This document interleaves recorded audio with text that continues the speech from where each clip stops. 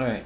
Um, so I end up voting negative in the debate round, and I end up voting negative in part because of the ethics turn, because I think that one answers back to Robinson because you have to show that you are actually a rupture. So I think if they win the turn, then your rupture is not something that actually ruptures the system in a way that creates any form of difference. But I do also think, like, if you watch the video, they do mention Robinson in their speech, and they do have answers to it as well. So it's not necessarily cold conceded. But I think that where it seems that you reinforce the humanist understanding of ethics, despite the fact that you're saying anti-ethical, is that every time you tell me that I have to align my ballot within this process and that I have to do this as a way to be able to take part in this morning in order to be able to reassert this form of humanism. And their evidence is pretty good at about saying that when we try and do that, that paradox forces us to always end up in a continual loop. I think that you could look towards that evidence, because that evidence advocates using an anthropocentric starting point as an inevitable starting point. So if you can see that you are an anthropocentric starting point and that you do prioritize because your theories come from the human from the get-go, then that doesn't end up being sort of a double turn to you, because the evidence applies to people who are trying to get out of the ethical paradox and to get out of a speciesist lens by rejecting all forms of humanism, forgetting that humans are also animals. And so if you make all those forms of recognitions, then I think that you're in line with what that evidence is saying. I also think that the Del Bazario evidence or whatever, I have real problems understanding how you access that with your, because at some points you're saying thickening the line. The analogies there are about crossing the line. So I'm very confused about, if you are trying to create the distinction between human and other animal, or if you are trying to blur that down through that morning and bringing it within that same sort of scope. And so I'm not sure how you necessarily get access to that evidence when I read it and look for it. I think you're right that evidence is really good. I'm just not necessarily sure how you gain access to that evidence. So I think you're right in identifying the card, but you need to do a better contextualization of it. I think that one of the problems for me on the affirmative side is that the debate doesn't get more in depth from speech to speech. Your articulation of the affirmative is relatively the same in each sort of like overview extension, and what ends up happening is you sort of just shift the articulation of what it is that you're doing and what morning participates in, opposed to creating a bigger form of depth within the arguments. I think that some of the offenses on the K flow is probably going to be more pitchable to me than some of the offenses that you're going at the end, right? Just sort of like being silent is bad. We need to speak out. These impacts are not unique, and Baudrillard just makes it impossible to evaluate the animal because of the question of object. I think you race towards sort of the link turn level, and I think you have more ability to go for some of the impact turn levels that exist in the 2AC. And I think that given me as a judge, those arguments are definitely easy to be able to be pitched in that sort of world. And I think that you should be, when he's not going for the critique, pull up some of those, more in terms of the 2AR, opposed to sort of going for sort of the framework offense. Because to me, and I've seen you do the division of these flows before, I still don't necessarily get the utility of doing it, because it seems like relatively the same argument except for like the first 15 seconds of when you go forward in the 2R. And so like I'm not voting against them because they didn't affirm a topical plan or anything like that, or I'm voting against them in the way that their engagement with this space is going to end up being co-opted into reproducing the flawed anthropocentric logic. And I think that given that just seems like it's a better link story articulation than anything else. There is a really good Baudrillard card from one of his 94 books that talks about what makes the animal so powerful is the inability to speak, and when we try and speak the animal and speak truth to the animal in order to create that understanding of non-understanding, that destroys the possibility for the animal to exist in of itself. And so the paradox that we have to actually exist in is being okay with the animal to being silent and being silent about the animal. And he also talks about it in relationship to the way that fiction operates and the way that, talking about the fictional universes of how we construct animals and these sort of knowledges, that I think that evidence is really useful. If you Google my name and The Hobbit, you could get to the actual quote, because I wrote an article where I quoted that part of it in relationship to fiction. I think that'd be useful for you. I think there's a good article by Chloe Taylor called The Precarious Lives of Animals that is also really good in getting into mourning and the question of the non-human, that I would suggest reading. And it gets into more of a Butler type analysis in relationship to mourning, which is what Staniscu is doing a little bit, but I think you could complement Staniscu with that argument pretty nicely, and I think that would be useful in this debate. I also think that when you make the shift to talking about anti-ethics, I don't know if that is necessarily the most desirable way to articulate it of the 1AC right from the get-go, because I don't know which of your evidence is directly supporting that maneuver to anti-ethics when given. It seems like when I listen to this speech, it seems like it is not moving down a situation for where we have to reject all forms of ethics, but is sort of creating a new ethical conception of how the world operates. And I get that you don't necessarily want to give them that link, but I don't think it's, you know, a push away from ethics. I think it's a push away from humanistic forms of ethics, and the mourning of the animal is trying to reconceptualize a different form of ethics that is anti-humanist. And so when you just say anti-ethics, I think that it makes it harder for you to get some of your offense. So whereas they say we should eschew ethics entirely, you could then make the we shouldn't eschew ethics entirely. We should make a reformation of ethics through this anti-humanist lens. And then to me, that would make a lot more sense for then how you create that small rupture via the Robinson evidence, because all it takes is a small rupture of understanding ethics differently, opposed to just wanting to sort of like step outside that ethical consideration. I think that would, to me, make more sense of how you create that sort of rupturing in that regards. And so I think that would be a better articulation of that. I also think that I like the way the 2NR goes for the ethics type stuff, and the way that anti-ethics ends up being inverted, because then it creates a universal prescription that we all have to do things along those lines. I would have liked to see more on the, you know, on sort of the self-hatred, egoism stuff, for how, like, you know, I must do these things, and so I'm never going to be able to live up to these things. You know, good examples of it is, like, no matter how vegan you're going to be, you're always going to constantly not be consuming animals or doing some other sorts of violence. And so when we must mourn this, that means we have to be in this constant state of mourning, and what's this actually going to be able to do as a result of it? Why does mourning? So I think that could be made better with some more specific examples in this debate. And so you know, I don't vote on like creating a system of self-hatred in Ford. I basically end up voting for the fact that the way that they align the ballot creates the ballot to create a new humanistic stance that prevents the ability to be able to get out of this this situation. You know, I think that the debate would be easier for me if you went for the critique, because in my my disclosure could include the fact that voting for the negative is voting for the affirmative as that active hostage, right? And so, and I sort of like the you can't take it hostage again unless you come over here and get it. You know, they don't take the challenge and actually come over there and steal your laptop or whatever it would take to actually take your stuff hostage, right? And so, to me, it seems like you have a better story of being able to solve for their things in the world of going for the alternative opposed to going for framework. And then it's a lot easier for me to figure this out, because any risk of these sort of turns the argument, opposed to it being, you know, a question of how do we, you know, do you fully link turn the way that they go about doing things. And I think, you know, in this case, you do win that. But I think it's a little bit more on the question of the evidence than sort of the strategy about the way that it ends up being executed in this regards. I also like, you know, when the block goes for framework and the critique at the same time, like, it is not necessarily clear to me what arguments are on the framework flow and what arguments are on the critique flow, nor is it necessarily entirely clear the distinction between those two things. Like, you both answer permutations that I put on the K flow because I heard perm, I'm like, okay, I guess that's going to start the K flow stuff. And so I think that you know, that helps create some of the confusion. And so I think that, you know, would have made more sense of a block division would have been Baudrillard, 2NC, 1NR, some of the Tuck and Yang co-option stuff, because that would, you know, at least put some more pressure on. And I think the Tuck and Yang stuff that you're running is consistent with the rest of your strategy in the debate round. I also think that, like, when they don't go for the Tuck and Yang stuff, I mean, you have some, you know, pretty good evidence on there that could be cross-applied, such as like the climate evidence that silence equals a form of violence, that, you know, we can't be silent on the things that we have to remember. Baudrillard would then force that form of silence. And I think that connects really well for Baudrillard creates it as an object in order to be able to create those forms of violence. And I think that would be useful. But it's like, when the 2AR starts being like, well, Derrida doesn't fully escape this because he still eats animals, so he's not eschewing violence elsewhere and stuff like that, that ends up sort of going into a trap where it doesn't help your position for me, because it doesn't help me to see why you're creating this positive way out of things, right? Which is why I'm saying you should be going for the impact turns more than sort of the link turn stuff. And when you start doing, like, if that was the start of the strategy, that would make a lot more sense. But the start of the 2AC is a lot more impact turnish than it is like we solve for your stuff.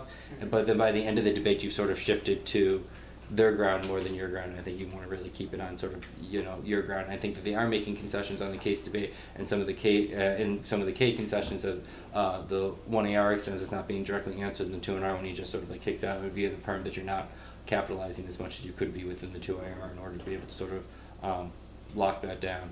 And I think that when you give the 2AR or the 1AR and the 2AR extension of like the bomb sniffing dogs and like this description of the app all over again, you should modify that description to connect to the piece of offense that you're going for. So like if that was a modified description that connected it with your evidence that showed how this is a rupturing act that your referencing evidence is going to point to, or the Del Vaso evidence that explains like how this is a new relationship, I think that would have a better chance for me to be able to see how that takes place. Otherwise, I'm not necessarily sure how mourning is this different existence or whatsoever. I'd also say you need to answer your cross-examination questions in the 1AC. It definitely hurt your speaker points this round. Like that's why you're lower, is because you don't answer it. And I don't think he's particularly speaking over you. You just seem to be standing there not answering, or like even making an attempt to try and get back in there. And I think that you, based upon your speeches, it seems like you have the content, you understand the argument, so it seems like you should be able to answer those questions at this point.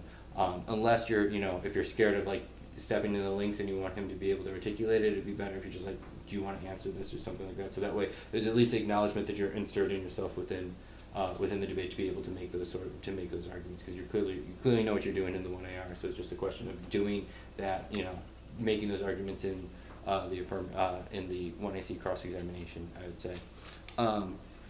In regards to the 1NR, if you are going to be going for the framework stuff, I think that it would be useful, especially for me since I've seen this done before, for you to explain to me how I could vote on framework independent from the stuff going out from the critique. Be like, you can vote on this articulation because if they do not perform the ironic, fiated plan version, that means that they will be co-opted through the academic space. That is different from all of our other, Baudrillard links and alternatives, which is about hostages. Insert the warrants for why, which is still sort of escaping me. But if you're doing that work, then I could be like, here's a clear delineation. Otherwise, I'm not sure why the 2AR couldn't get up there and cross-apply everything from the K flow to the framework flow. But if the 1NR does that work to show why they are two different flows for that reason, then maybe I will be able to understand it, or at least be able to explain why that offense doesn't apply, right? You can even be like, the offense, like the Baudrillard index that he reads at the bottom of the debate, it might not be a bad idea to be like, these Baudrillard indexes don't apply in the world where we go for the framework debate, even if you think they apply in the world of going for the criticism. So that way it makes it an easier option for you to be able to go for one or the other. And I think that would be useful for me. But like, I like the debate where you point out that Baudrillard turns the animal just into object, so that makes it impossible for us to ever have that form of consideration. Your response is not bad, but then he values the object, and that is something that then becomes positive and things like that. But to me, that's the real crux of the debate. And so if you win that Baudrillard makes it impossible to ever sort of theorize the animal outside of being an object, and we have to step away from that, that would, that is, to me, is definitely a winnable argument, and that you are advancing pretty well within the 2AC and the 1AR, but then you sort of pull back a little bit from that in the 2AR speech, and I think that that's not as well as what you're set up for, given the other sorts of things in this debate round, would be what I would say. Yeah, thanks. Right. So I have a few questions. Do you think in a world where if we were to do this strategy again, and if it was an anthro-AF or any AF, with the distinction that we can make between the two flows, could it be that we could read, for example, that Baudrillard 94 piece of evidence on the framework page, and then like suture the discussion of the strategy of the masses with that, and make it seem like it's independent from the hostage taking? Because I do find it kind of tenuous when we do both of these together, and it often gets blurred. So would that like rectify the clarity issues, or it might? I mean, do you mean like that the framework stuff is almost like a separate alternative or a way to approach it versus the hostage stuff? Yes. The way we try to articulate it, though it came off very shallow in this debate, is that it's a gateway issue, and the argument that we connect that to is like the wrong forum argument. So I guess what Isaac is asking is, which of those two things do you think we should do in trying to differentiate? Unless you just think we shouldn't, because... Yeah, I'm still not really sure what the difference is, unless the framework is a different alternative to hostage. That the better, like, it's like we could do irony as a strategy of resistance by just mocking the game by playing the game, or we could do hostage taking as avenue of resistance, and so the link impact level is the same, but you're advancing two different alternatives. Or, if you want, is that you could, maybe just run framework and not have the Baudrillard card there. And when they point out, this is a contradiction, that's where you release all of this stuff. Is no, actually, your failure to do this fails you to actually engage in the simulation. By simulating politics, we're able to best be able to create those sort of ruptures, because then we're not assuming that we exist within the real world. When they say the education is all about the real world, they allow the advancement of debate to take place in the real, which is the seeding of the ground that you're talking about, when we should be simulating ground, so that way we take our resistance to the level of the simulation or the fiction. And so I think that there is a version of Baudrillard which is framework, where it's essentially is that simulating forms of reality is a desirable form of simulation, or is desirable as a political mode of resistance when we recognize that as a simulation. Their failure to simulate politics because they are trying to actualize politics becomes a reason to reject them, because of the way that it gets co-opted, etc., everything that you're doing. And so I think that there is an articulation that could take place within that. But it's strange when you then call it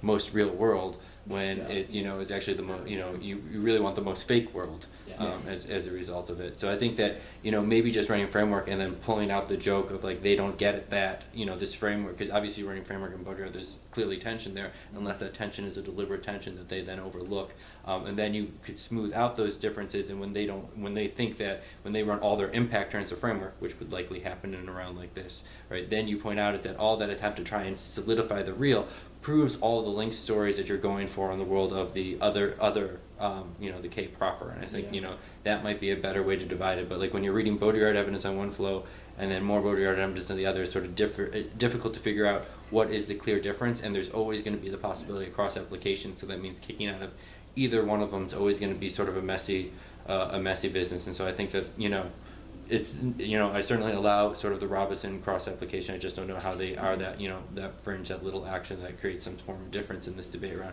But I would allow almost any 2AR cross application, because I'm not necessarily sure why the answers on one aren't the answers of the others. And in the block, you're both answering some of the exact same arguments. So there's obviously some sort of bleed over. And I think that in something like this, it is useful in cross-examination to lock down what is the difference between these two flows. And is this really a procedural argument for us to be rejected on because we didn't allow you to be debatable? In which case you might be able to get some of that offense on like framework turns if they're really saying it's a question of debatability and not just simulation, which is certainly what he's saying in the 2NR. So I think that if there is two positions that are using the same authors, figuring out what the difference is will help the 2AC being able to figure out how to answer the two of them as distinctly different type arguments. And I had my last question was in the context of the thinking the line or blurring the line. I was really confused in cross-ex as to what that card was talking about. Was I correct in assuming that the card where they say that they think or blur the line necessarily tries to affirm that line as something that is good? Because I'm not sure exactly what that card was talking about. Well, I mean, the Del Averzio evidence says that we should cross that line dividing our species from other species, which sort of eradicates that form of difference in my mind, because it essentially allows us to all have these forms of animals, which means that when we love the animal, it's also a radical form of self-love, because we are also animals, and that creates that rupture between human and animal, because it undoes that as that form of process, and so that we can't normally love the animal because the animal is something unlovable because it's not human. So to love the animal creates that breakdown. Now, I'm not sure why that is consistent with the articulation cross-examination of how they, make the line clearer, or they broaden the line, which seems like they're affirming the difference between these in order to be able to mourn it. This evidence seems like it's sort of collapsing that. Now, I do think that evidence does work really well with the evidence that I end up voting on, because it shows how you do have the starting point of the human within the way that you approach it, but that understanding the human is connected through all species, opposed to pulling the human out as being something distinctly different. So I think the Del Varsity evidence does provide an answer to their ethical argument, but I think that relationship is not actually made in the debate, because it is sort of from the old app. Yeah. So collapsing is good, but then you're like but we make the line clearer. It's like, but and so I'm not necessarily sure where that ends up taking you. So I think that what ends up hurting you in this debate, there's not necessarily a consistent articulation of the affirmative that solidifies offense from the beginning through the end. And so I do think that I'm buying the arguments that you're advancing in this round But the most persuasive one is sort of like when the ballot is forced to be in line within a certain way, and that, you should point out more directly is that like that happens explicitly when they do things like the role of the ballot must be this, right? So it's outside of just calling me by name saying that I have to do this as an act of mourning,